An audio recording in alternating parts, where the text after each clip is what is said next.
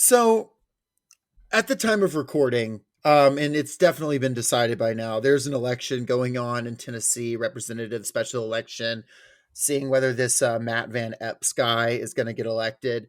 Not weighing in on that. What I am weighing in on is I found out that Matt Van Epps is running to represent a district that's somewhat interesting to me. And one of his last rallies was supposed to be at a place called Puckett's Grocery. But because of concern that there was going to be people who would show up that might not like him, he moved it to behind a gated community to a mansion. But the name of someone who attended the rally as a speaker was notable to me. That name was Steve Berger. It's a name I hadn't heard in some time.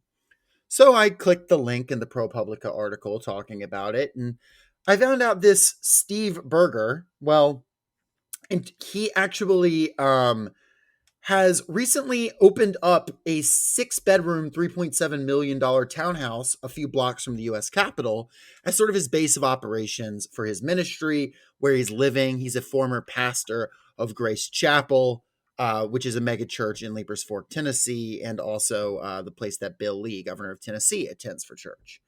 It has turned out that for at least a year, Speaker of the House Mike Johnson, and fellow evangelical Christian, has been living with Steve Berger in this home. Steve Berger's a guy who's called the separation of church and state a delusional lie, calls multinational institutions demonic. He has said that whenever he sees a pride parade, he dreams of nothing more than attacking it with a baseball bat. And was that Sorry. January 6th? Okay, yeah, bigotry aside, insurrectionism aside, multinational organizations are demonic. Yes. What Um, what does he qualify? What does he qualify as a multinational organ? Is he talking about like the UN? Is he talking about like McDonald's? Is I he think talking he's about talking. His main target is like the World Health Organization. I, oh, I I wouldn't be shocked if he's trying to do some kind of like anti-Semitic dog whistle with that, like, or if he's like so deep in these spaces that he doesn't even know what he's doing. I'm sure he would say he couldn't be anti-Semitic because of how pro-Israel he is. but that's what it all Um, goes back to, isn't it? but let me show my hand here. Steve Berger was my pastor as a child. And that is why I went down this rabbit hole, listeners. Well, and Ladies and gentlemen, and also theydies, a good fifth to a quarter of you, according to our and statistics, growing. and growing. We're making sure of that.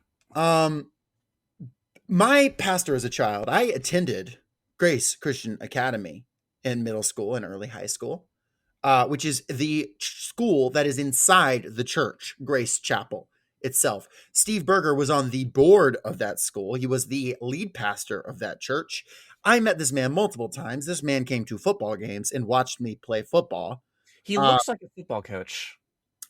I mean, like, yeah, but he doesn't look like a head football coach. He looks like a kind of an assistant coach that's not really assigned to anything. Like, they assign him to an arbitrary position, but the like offensive coordinator or defensive coordinator really oversees it and micromanages him, and he basically ends up just like laying out bags on the ground or setting up cones. I will say, of all the people I've met in my life, maybe a half dozen that I put on this like scale of like charisma out, just there's like a level of charisma that you feel like you're like maxing out, like you're in a fucking video game. And Steve Berger is one of those people. I remember someone I respect a lot saying it feels like he's talking to Moses when he talks to Steve Berger. The way this man is able to Get out. use ling. No, dude, I am not kidding. Listen to a Steve Berger speech sometime. I'm not joking about.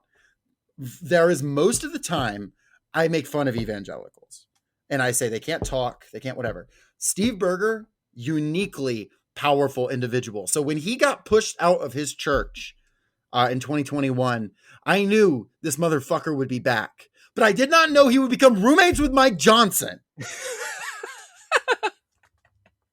Now, how does this work exactly? Like, how do they split the domesticity of it all, the chores? Do you think? Like, I imagine one does dishes, one does laundry.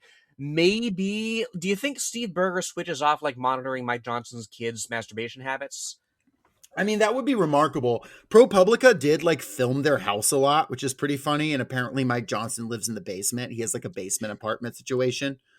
Um, this is consistent with. Do you remember about 12 years ago, like all that news coverage about the Democratic congressman living in the worst house of all time?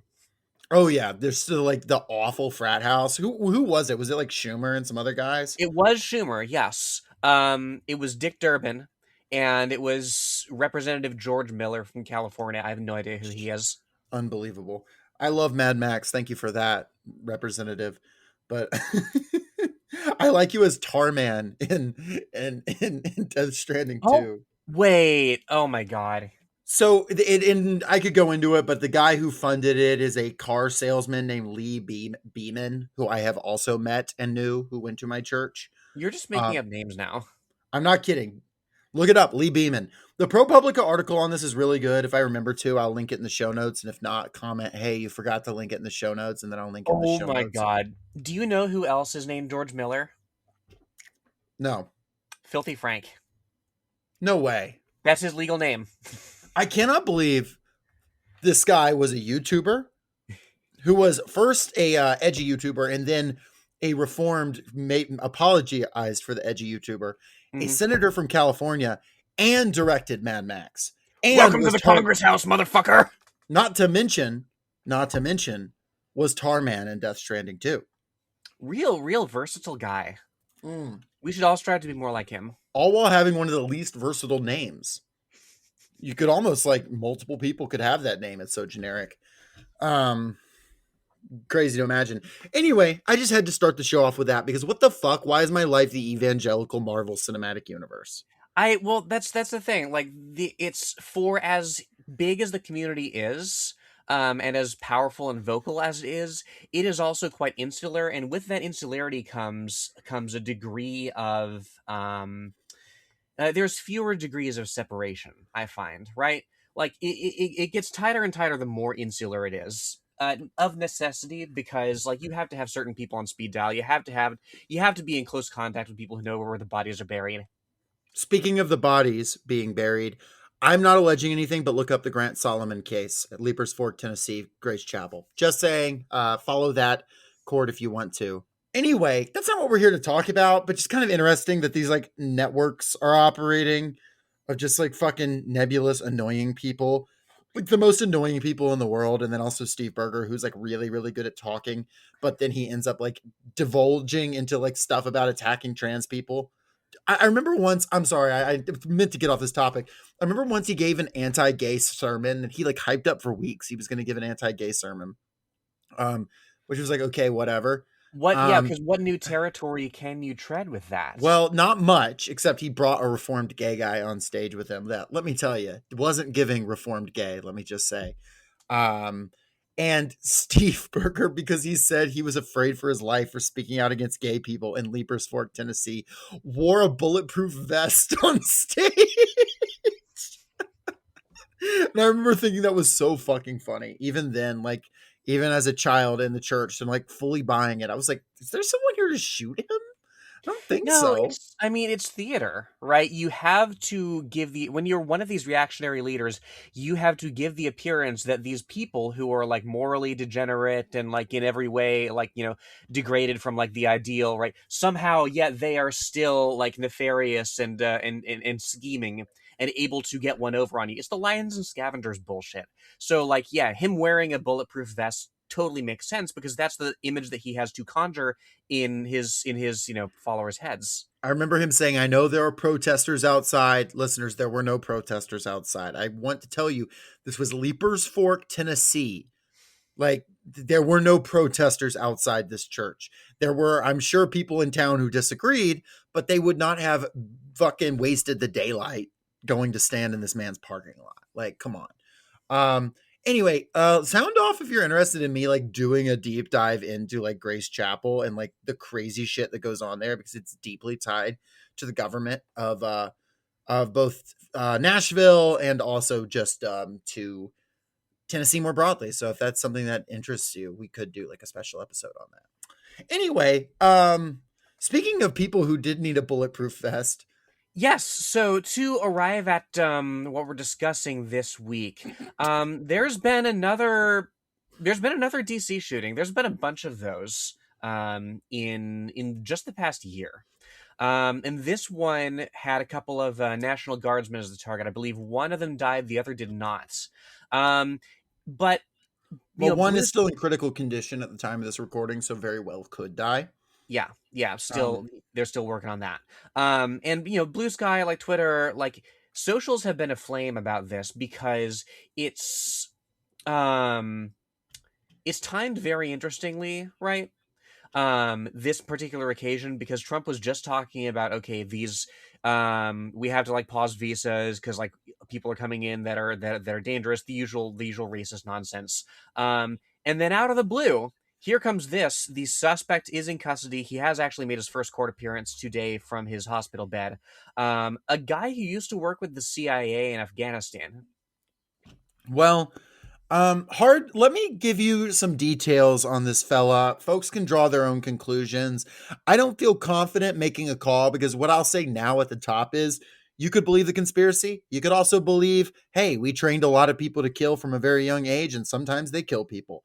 I Mm-hmm. think either way, you can still put the blame on Langley. Just depends how you decide to blame him. Yeah, But and let the, me the tell you about broader this guy. structure that hires these people on and then hangs them out to dry. As little sympathy as I have for somebody who joins the side of the invader, as we were in Afghanistan, this is a problem of our own making. Ramanullah Lochinwall, and I'm hoping I'm saying that correctly, was a Bellingham, Washington native. Now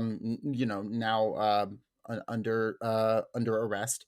An Amazon Flex delivery driver. He is a father. Was known as a drug addict and reported multiple times for having severe mental health episodes. I should note Amazon Flex delivery driver, not a very good job, but a better job than the one he had before.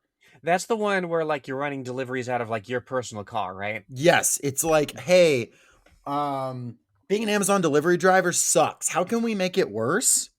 That's the job you get. So I Wonderful. pull a lot from Imran Faraz of Drop Site's article on this issue and on the zero units. Um, he says Lochinwall, who was arrested for shooting two National Guard soldiers last week in DC, was briefly imprisoned in Afghanistan alongside other members of his zero unit team, according to 5 Afghan sources. The detention by local government forces came after zero units killed Afghan police forces in Kandahar they were supposed to be defending. Human Rights Watch and other organizations have extensively documented zero units abuses. Now, these are CIA backed units in Afghanistan of Afghan locals. Torture, forced disappearances, summary executions of, in quotes, terror suspects, and intimidation campaigns against journalists and monitors. Journalists and human rights advocates were often denied access to their areas of operation, but in several raids, zero unit members allegedly carried out wholesale massacres of families, including young children. The brutality they used frequently surpassed the Taliban and fueled resentment against the US backed government that was ignored up until its collapse. Notwithstanding their brief arrest, there were no long term consequences for the zero units. The Afghan state had no authority over them, and the Americans shielded them. During his last few days in prison, which Lochinwall and his comrades had to face after the incident in Kandahar, again, killing police officers, they still received their paychecks from the CIA. Now, you might be wondering, well, what gets a guy to join? Well, this is a guy who was a child during the invasion of Afghanistan and signed up or was perhaps forced into, we don't know, the zero units in his Mm-hmm. early teens. He's living in Kandahar during the invasion in the subsequent years of Afghanistan, perhaps one of the worst places you could fucking grow up. Um, I want to note that at this time, almost 90% of heroin in the world was coming through Kandahar. I mean, we're Mm-hmm. talking about when you want to talk about a narco state, we'll talk about these drug boat strikes in a minute, drug boat in quotations. You want to talk about a narco state, the US backed government in Afghanistan that existed after the invasion up until the withdrawal was one of, if not the biggest narco states in the world. I mean, it was because of this government that people were able to get heroin for cheaper than perks. Like that is because of the scale of production. So this is the type of like force we're talking about. And when the government in Afghanistan fell, because of course they fucking did when we withdrew, because they had no legitimacy, we brought roughly 10,000 zero-unit soldiers back to the United States to be resettled. Wow. I don't want to sound like an anti-immigration thing, but I am saying CIA-backed death squads, if you are going to not bring in an immigrant, that would be someone I would be worried about bringing in. Not going to Well, yeah, lie. But you because shouldn't make them in the first place. like, how do you resettle somebody who you've had do that kind of dirty work? You know? Dropsite said locals and Coast said not even the president can act against these men, the units, for decades in Afghanistan. Then you bring them to the US and you just ditch them. In fact, Trump has been like saying, oh, they can't get their paperwork. We might send them back. These people are working Amazon Flex. You go from doing this for decades and then you get dropped off in the middle of fucking nowhere, Washington, and you're working Amazon Flex. I'm surprised we haven't had 10,000 of these incidents. Yeah, one understands the impulse to cry false flag, but yeah, we've created the perfect conditions for this sort of thing to happen. Because again, you have the lack of a safety net in the first place in this country, and then you combine experience with the most heinous operations. Like it is remarkable how, again, if one were doing a strategy of tension, this is what one would do. Right. This is interesting. Dropsite talked to a former militia commander who was identified as a man named Rafe. That may not be his real name, but that's what he's willing to go by for this article. And he said, this is a quote, many former soldiers and militiamen live for the war and experience trauma. It's not compatible with their new lives.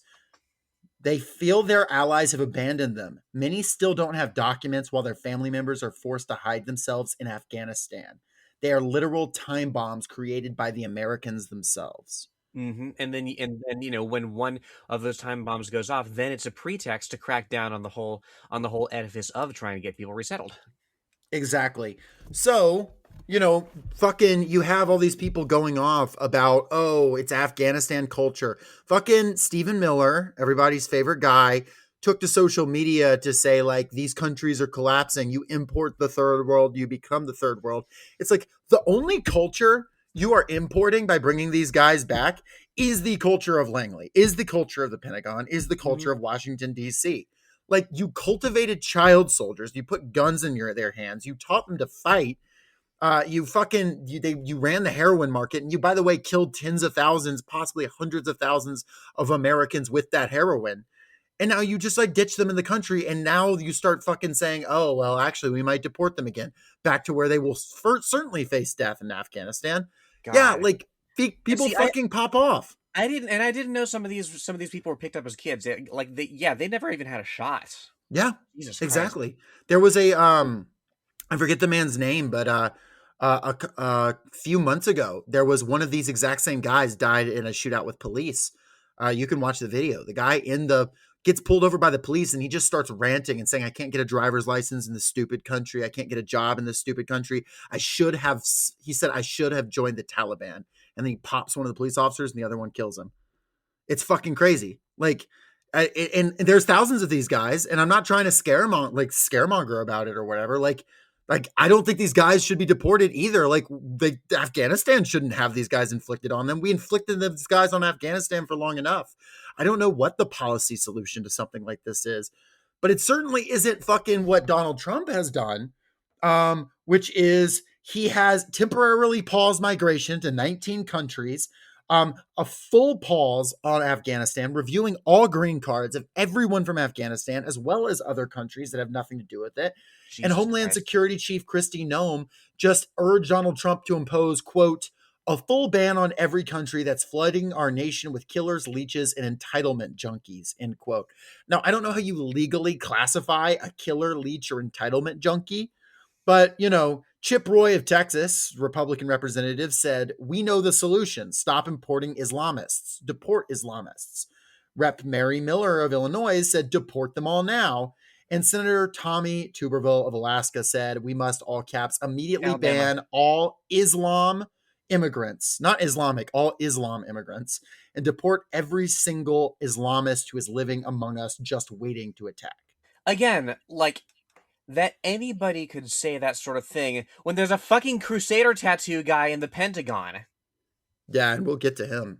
I think I should note too, and I'm pulling now once again from this is also from Drop Site. This is interesting. White House Press Secretary Carolyn Leavitt said at a White House press conference yesterday. Now that's Monday, um, so time of listening has been a few days. That U.S. refugee admissions are now in quotes essentially at zero, noting that the only exception is white Afrikaners fleeing in quotes persecution in South Africa. The Trump administration has cut the annual refugee ceiling to a maximum of 7,500. This also comes as Trump has disinvited South Africa from the G20 summit in Florida. Mm-hmm. Mm-hmm. Yeah, of course. Like we touched on this a couple of roundups ago, but of course, the if anybody tells you that like that, yeah, there's white genocide in South Africa, they're lying to you, right? It's there's some bizarre number cooking that they're doing to come up with with these numbers. It's like they're taking all violence on like any agricultural area, and they're comparing that one to one to a very small category of person. It's nonsense, and these are the people who want apartheid back that we should be fast tracking. Well, they are fast tracking. So, Ridiculous, yeah.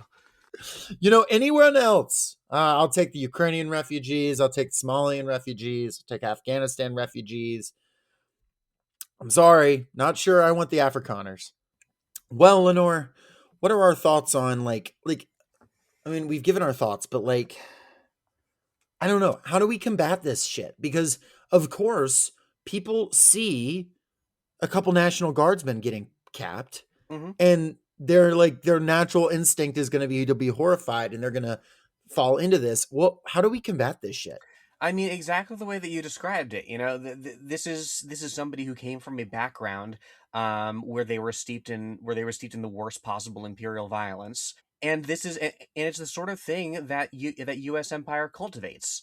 You know, it's the sort of thing that that American atrocity propaganda says. Oh, they're doing child soldiers over here. We have to go in and stop this. Like this is something that we're doing all over the world, and when the blowback comes back, yeah, that's the inevitable results. Yeah, people got to. Speaking of, go listen to Blowback season 4 if you want specifically Afghanistan. I mean, Mm. straight up. Something that's certainly not going to cause any refugees to come to this country is bombing Venezuela. That will, of course, stop all migration Oh yeah, naturally, yeah. as They're all we going to all stay there know. and pick up the pieces. Well, here's some more from Drop Site. The Pete Hegseth led U.S. counter narcotics campaign, and I think it's generous not putting that in quotations, but counter narcotics It's in in quotations. again like insane that that's the framing that they go with, right? Just Mhm. uncritically repeating what this government is saying. In the Caribbean and Pacific, Operation Southern Spear includes a strike on a boat in September 2nd, 2025, alleged to be smuggling drugs. According to the Washington Post, the initial strike left survivors clinging to the wreckage. The White House has now confirmed that a second targeted strike was carried out on the boat, ordered by Admiral Frank M. Bradley, commander of U.S. Special Operations Command. Now, that second strike did kill the remaining crew that was just like holding on to the side of the wreckage. Pete Hegseth, however, has been reported by the Post to have ordered "kill them all," direct quote, and said "show no quarter," which is literally, I mean, no quarter is literally considered a war crime. Now, the Pentagon originally denied this, but White House Press Secretary Carolyn Leavitt, once again, defended Bradley's decision, saying he acted well within his authority in the law to ensure the boat was destroyed and the threat to the United States was eliminated. She went on to say the second strike on people that were clinging to sinking wreckage was in, quote, self defense. I do think it's interesting that Pete Hegseth has taken to Twitter to say General Bradley's decisions, we should, or Admiral Bradley's decisions, we should defend this. I think it's kind of notable. I think they are trying to pass the ball off onto this Bradley guy. Hmm. Not to say that this man probably doesn't have all kinds of guilt. He is head of Southern Command. But if the Post's reporting is correct, and if my gut is correct, knowing Pete Hegseth sounds more like a guy to say do a war crime in front of people than like a guy who's an admiral in the U.S. Navy. These Navy guys tend not to just And say out loud do a war crime. yeah, they're smarter than that. And not only that, like, to then go on to Twitter and post an AI slop image of a fucking children's book character blowing up fishermen in the Caribbean with an RPG. Yeah, it was what, Franklin the Turtle? It was Franklin the Turtle. Yeah, fucking insane Franklin the behavior. Turtle would not do that shit. I'm gonna say that right now. Franklin the Turtle. Look, me and Franklin have our disagreements on a lot, right? We have some ideological disagreements. He had the whole time with Chairman Gonzalo. I'm not sure about all that, but at the end of the day, he is a committed Marxist-Leninist Maoist, and he would not serve the cause of U.S. imperialism. Which is more than I can say for that revisionist Caillou. Yeah. Caillou, I think, grew up to be Stephen Miller. Yeah, I'm scrolling through a live update, a live feed from CBS News. It's remarkable that 12:24 p.m. Trump says Hegseth is doing a great job. Of course, yeah, they report what Trump says about this, and then like a little further up, a little more recent. They're talking about a cabinet meeting and the headline here: Trump and Hegseth provide new details on controversial strikes and alleged drug boat. And it's like, okay, why are we listening to this guy who's currently under investigation provide new details about anything? Like, shouldn't he be persona non grata at least for now? Can we attach? Can we attach suspected war criminal Pete Hegseth and confirmed pedophile Donald Trump to Mm-hmm. everything they say, please? Um, It's journalistic malpractice not to. Now, numerous people have said Pete should be impeached for this, correctly so. Not enough, but enough people. Last week, we talked about Mark Kelly, the whole seditious six business. Mark Kelly has come out, senator from Arizona, and said that Pete Hegseth should be impeached. I did not love his statement because he said, "We don't do this. We're not Russia. We're not Iraq," which is a little bit like, okay, come on. I mean, like, obviously, yeah, like Russia does do double tap strikes. Like, I'm not, But to say no, that about Iraq, a country which we despoiled twice.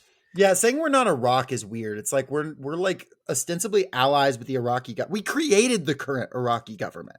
Mm-hmm, Like mm-hmm. it is a U.S. creation. Now it has gotten out of our hands a couple times, which is why we've had to reshuffle their parliament multiple times. Because any semblance of democracy creates a parliament that fucking hates us because that represents the people. But like we're not Iraq. Like what are you talking about? But Hakeem Jeffries has said we need to be realistic and they will not attempt any impeachment. He's already said that even before all the investigations are done. He said, we will not try for any impeachment on This this. is the guy who Mamdani says it's not the time to primary, by the way. Yeah, that's the thing. That's something that I wanted to say. Like, we had our moment with the Josh Borman episode and I stand by everything I said in that episode, by the way, that there is an encouraging trend that, someone like Mom Donnie can be elected in New York. Yeah, when there is a development in electoral politics in the mainstream political sphere that does jive with the popular will, it is important to point that up and explain why this happened. But then to continue to situate that into the greater context of, okay, so what happens when this result doesn't end up panning out into what people would like it to mean. Right. And I will say that, I hope people who are our listeners who are living in New York City will push for the affordability agenda and hold Mom Donnie accountable to that. I hope y'all get free buses. I really do. I hope y'all get the child care. Mhm. I hope he does a good job fighting back against ICE. He continues to be very staunch about that, at least in his statements. We'll see where that goes, But, we're looking at the limitations of democratic politics when we see someone like Mom Donnie say, oh, we can't primary Hakeem Jeffries. We can't primary Richie Torres. You know, something like that. We shouldn't want these people to step down.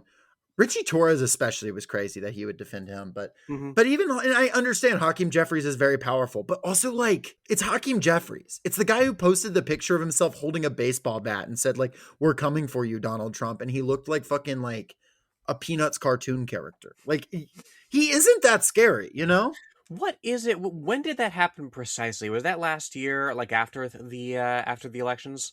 Oh, it was when he was fighting against the one big beautiful bill because, of course that didn't pass. Oh, so He that was posted this. this image. Can you see it? Or you can pull it up yourself if not. Oh yeah. Okay. Yeah. Yeah. And Yeah. it Yeah. said, House Democrats will keep the pressure on Trump's one big ugly bill. Flex emoji. And it's It him looks like holding it looks like a Tinder photo. a really bad one, but yeah. And then for some reason, like when I Google searched it, the first thing that came up was Kim Klippenstein quote tweeting it with just a bunch of fire emojis and flex emojis, which is pretty funny. We should get him on the show. He'd be a good guest. Should. Well, that notwithstanding, that's that guy. He's a guy who, when he did a live stream where he said, "I'm going to do the shutdown live stream," he, and I'm not kidding, had less viewers than we do, like significantly less. Hakeem Jeffries. This is wild to me that that such an edifice as the Democratic Party and its various subsidiaries, its various institutions, doesn't have a better social media strategy. Like you have all the money in the world, you can get it. You can get at least you can get certainly more than a few thousand Yeah, viewers. they finally got like a decent number of viewers on their live stream when like Midas Touch agreed to do the live stream for them. But they Hmm. literally had to have like an outside, like they couldn't even do it themselves. It's crazy. I Is it just remember that there's people don't know how to use computers?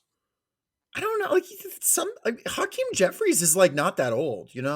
Yeah. I mean, we said, oh, the old people have to retire, and I still stand by it. But the young people kind of suck too. Oh yeah. Um, Oh yeah. the Trump administration is showing how much it sucks when the government does know how to use computer.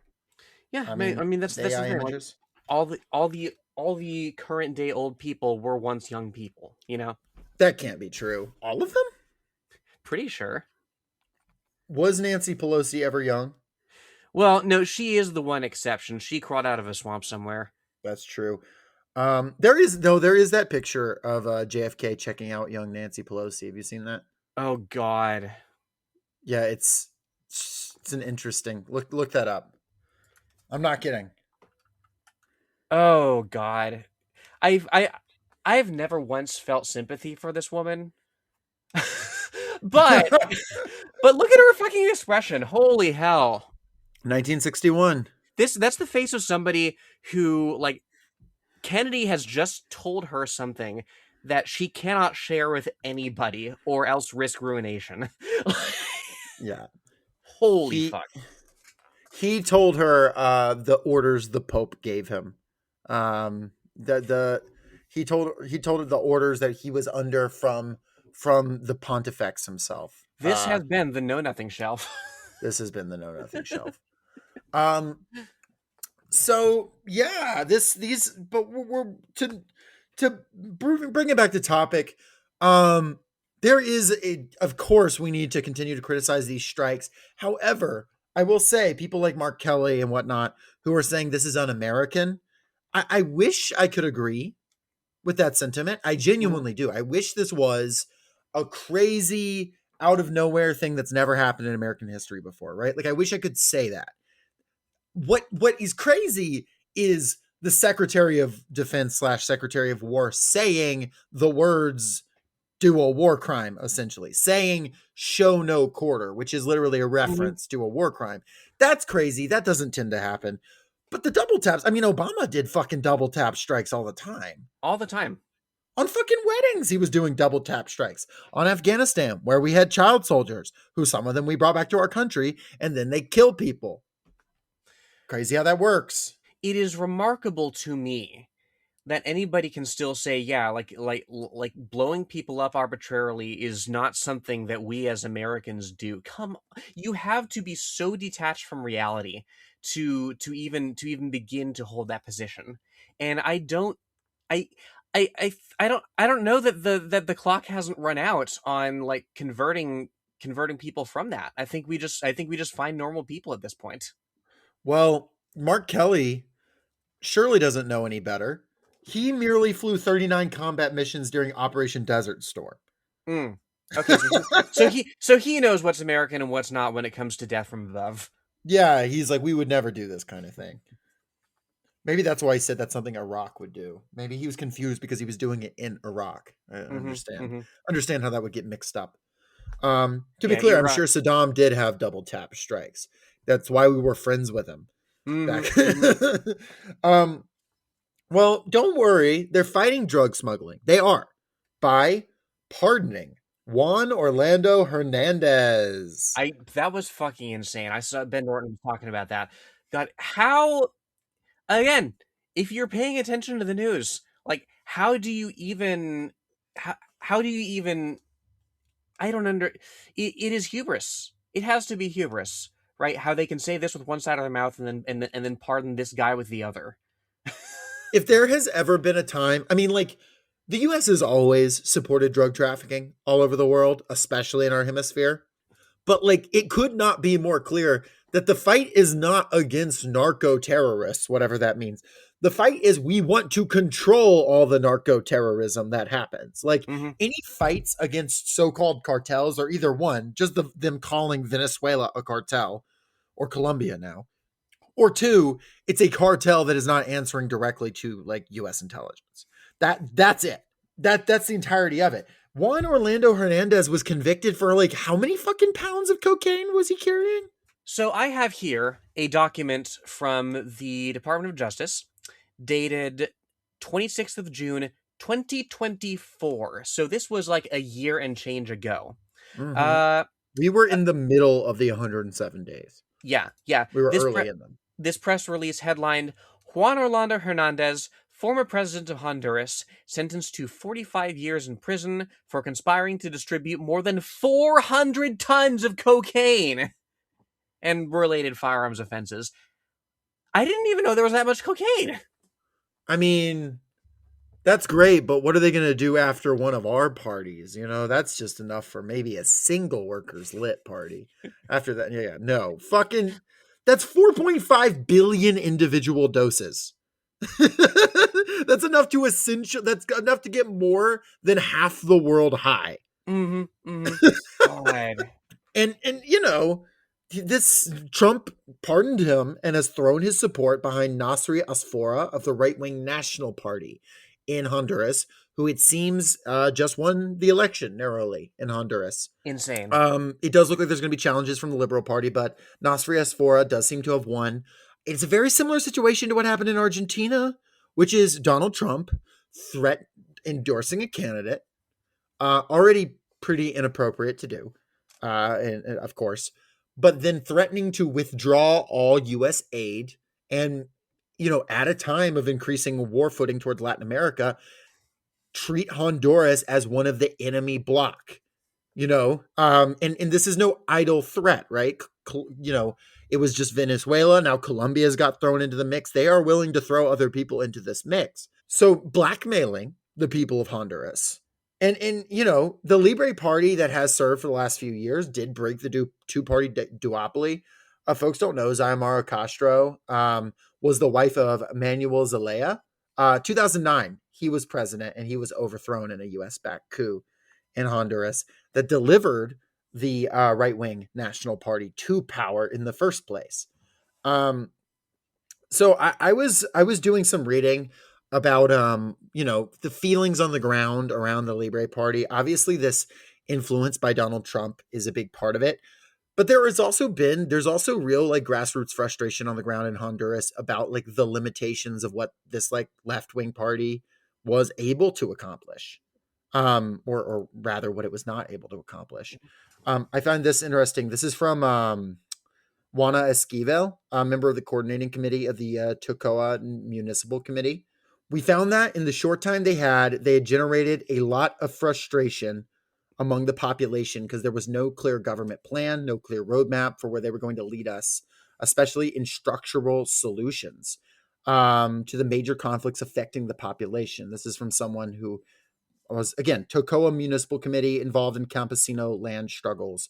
Also went on to say there was some frustration over the assassination of Juan Lopez, an environmental activist and Libre Party member whose murder has not been sufficiently solved. And then you also have her go on and say that Trump's brazen intervention, however, is a reflection of the advance and confidence of the right in the region. She said, it puts us as a social movement, as citizens, on alert. How far are we willing to let the right advance in our countries? And then you have, she went on to say, let's see, I place my faith in my country's social movements, and I believe this presents an opportunity for internal bolstering. And then Rita Romero, a human rights organizer who also works with Juana, said, if there is a lesson learned from these 4 years of the Libre government, it is that the answers in our territories does not lie in the party, it lies in the people's social movement. Mm-hmm. Mm-hmm. So I just wanted to throw that out there too, because it's interesting to see these on the ground grassroots organizers discuss the conditions in their country, criticizing rightfully U.S. imperialism, but also saying that this sort of this like left of center party has failed to deliver some of the things that the people rightfully need. Yeah, you had a similar dynamic in Peru, did you not? Where it was the pink tide that happened a few years ago, so called, where a progressive government gets swept into power. They end up compromising on a whole bunch of stuff and alienating the base of people that put them there, and that leaves them so much more vulnerable to, as then happened in Peru, getting killed. Yeah.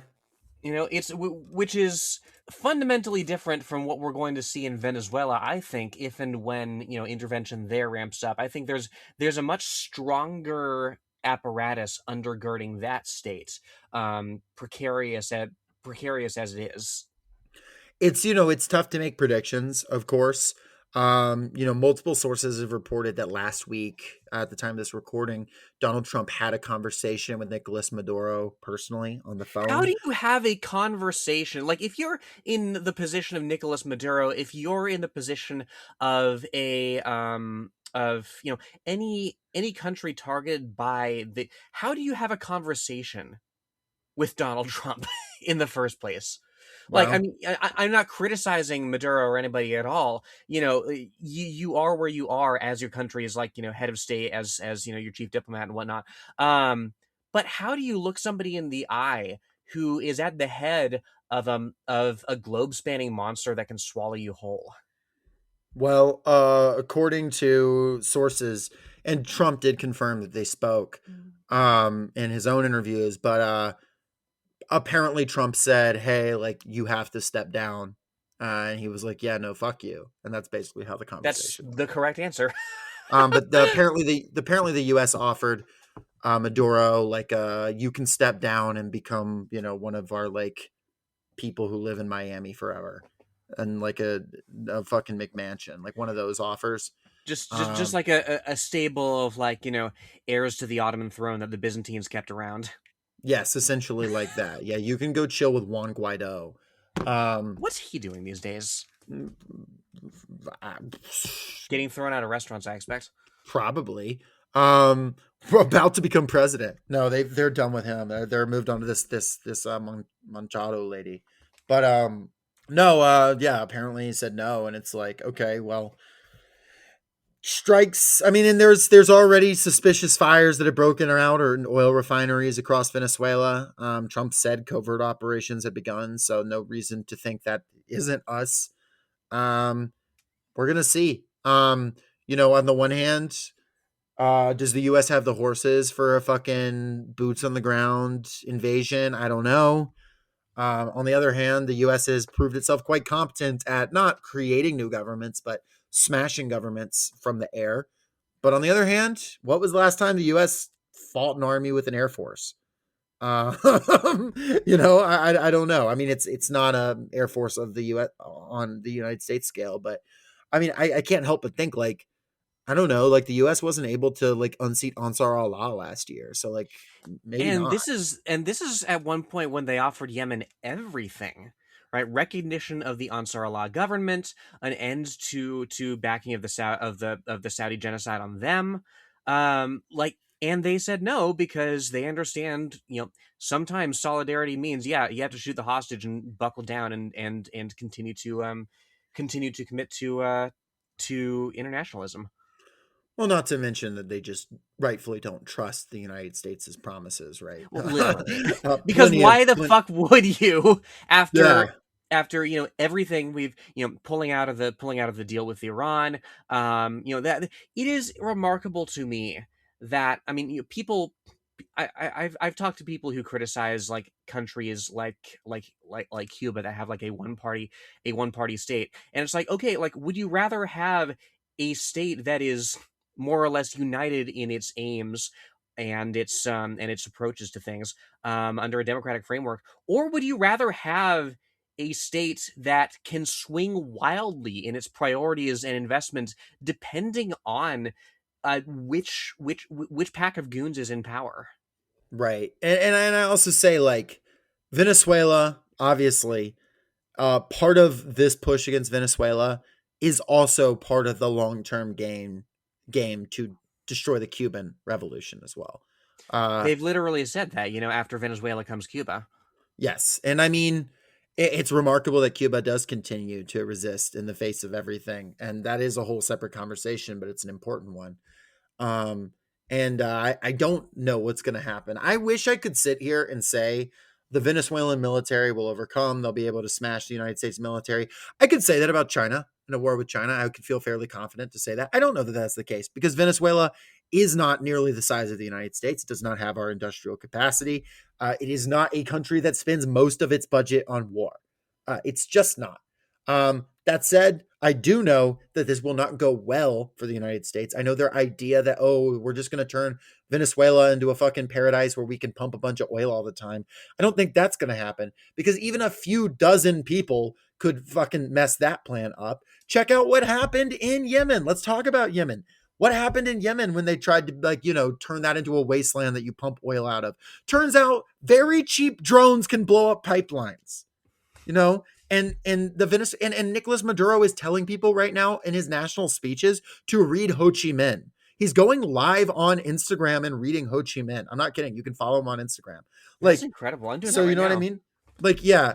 Unfortunately, I do have to make some criticism. He did post AI Studio Ghibli art of himself. Didn't like It's that very very much. unfortunate. Unfortunate, but Mr. Maduro will overlook that if you sink the Gerald Ford. you can you can the point. You can post a slop picture of that. And look, the point isn't about Maduro or whatever. Feel how you want to feel about all that. I understand all the criticisms of Venezuela. I'm saying at the end of the day, whatever your position is on that, even if you're listening to this and you like consider yourself a liberal, you're not a socialist, whatever. Okay, uh, that's fine. I mean, it's not fine, but you can feel that way. But at the end of the day, you still have to have solidarity with this country that's in the crosshairs of U.S. empire. You just have to. Like, Mhm. it does not matter what the government it is. It does not matter why. You cannot support this fucking this these attacks around the world, and you cannot hope that a country can develop and build these internal structures of democracy and get up to a Western standard of living while they're under this constant assault. It's just not possible. Mhm, mhm. And this idea that, there are self-styled progressives who say that, okay, like, we have to support, we have to support the Democrats, we have to support, whatever challenger the Republicans there are, and fix our house before we can and get the rest of the world in order. And it's like, okay, like, you claim to be against oligarchs. The first step is to remove them from their base of power, is to support the dispossession of their wealth that they extract from the global south. Like, you have to be anti US imperialism first and foremost in your politics. I'm sorry. Yeah, I'll vote for a Democrat if they're like anti-US imperialism. I just don't see them. Every day, please, please. You know what I mean? Like, if I the am US patiently if waiting. right, if the Democratic nominee in 2028 gets up there and says, "I'm going to arm Venezuela against the United States," then I will vote for them. Like, you know what I mean? Like, Jacob, we'd uh vote right now if we could. I'm willing to vote right now. I'm willing to vote right the heck now. Well, one thing that is good, I'll give you some positive news, aside from the fact that the Gerald Ford's days are numbered. If the Gerald Ford sinks, we're getting FBI visits, but whatever. Oh Um, yeah, because you and I, just a couple we of made it happen. queers, made it happen. I brought this into existence. I would like partial credit. I don't need 100% credit. I would like 1% credit for the sinking of the Gerald I'm gonna Ford. wake up in an interrogation room somewhere, and the FBI will be like, "Tell us how you manifested this." Like men who stare at goats. Have you ever seen that? You know what I'm talking about? T-girls who stare at aircraft carriers. Yeah, Tigger.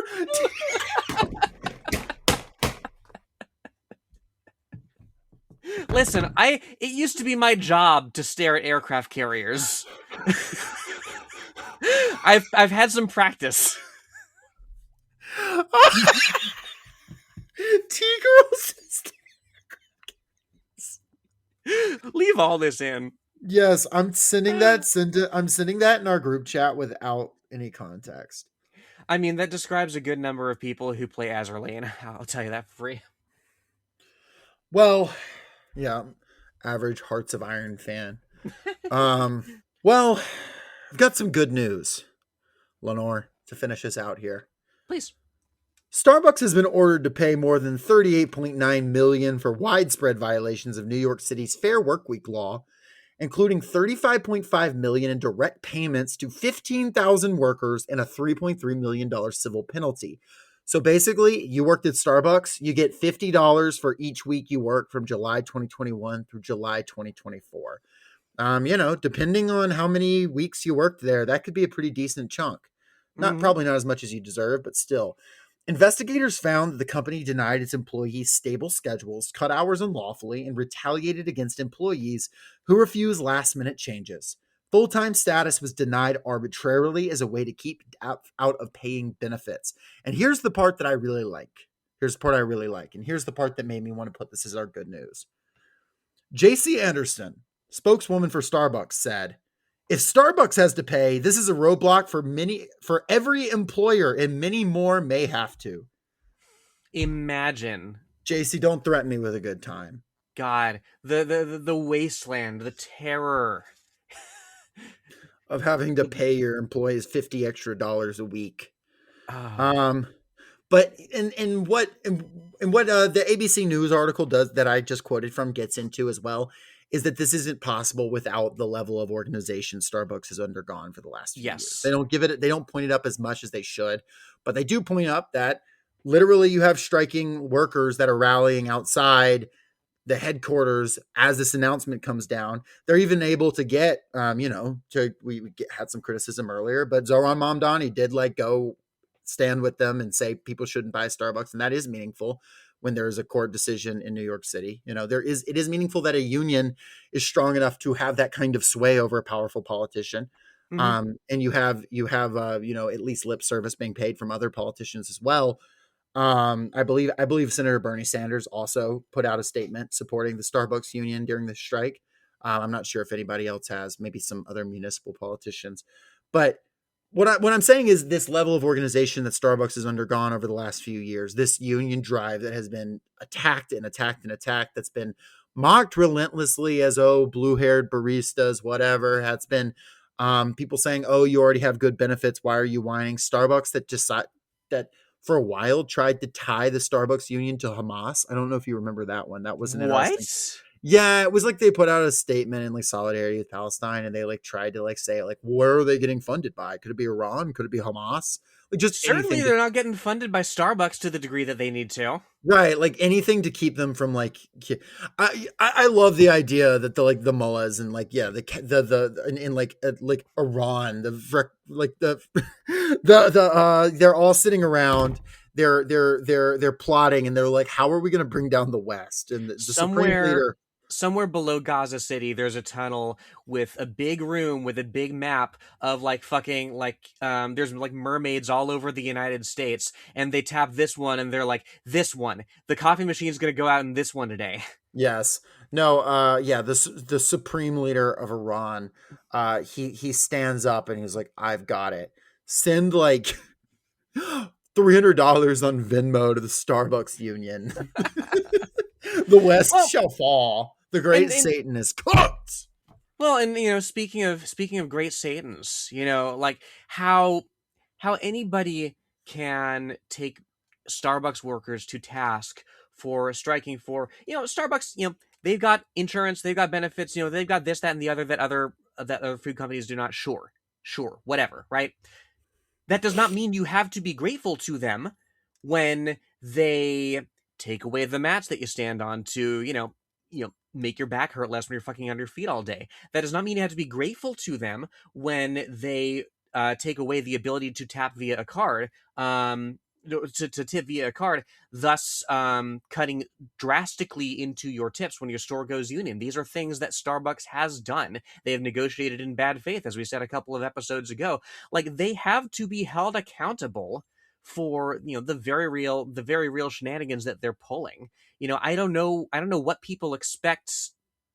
I mean, it's literally abundant shit, right? It's just hoping that the oligarchs will do this out of the goodness of their own hearts.